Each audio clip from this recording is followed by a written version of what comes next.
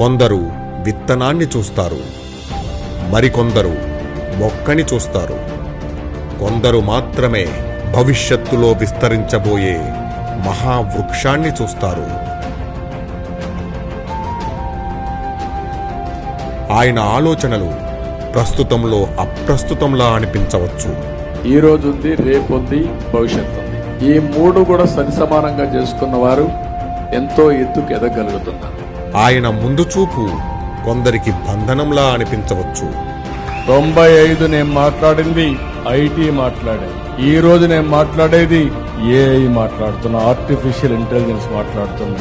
కానీ భావితరాల భవిష్యత్తుకు, భద్రతకు అది దారి చూపే దిక్సూచిలా మారుతుంది. ఆయన విక్టరీ రాళ్లగుట్టలను నగరంగా మార్చింది. ఆయన విక్టరీ అందని ఇంజనీరింగ్ను అందుబాటులోకి తెచ్చింది. ఆయన విక్టరీ భరోసా లేని పేదలకు బీమానిచ్చింది.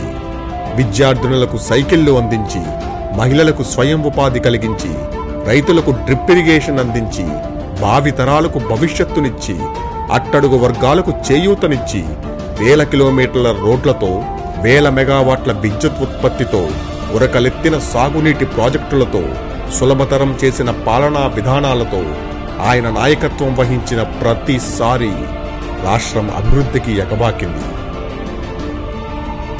ఆయన్ని ప్రేమించొచ్చు, ఆయన్ని ద్వేషించొచ్చు, కానీ ఆయన తీసుకొచ్చిన మార్పుల్ని, ఆయన ఊహించిన విజన్ని ప్రతిక్షణం మనము, మన పిల్లలు, మన భావితరాలు నింపాదిగా అనుభవిస్తామన్న సంగతి మాత్రం మర్చిపోవద్దు.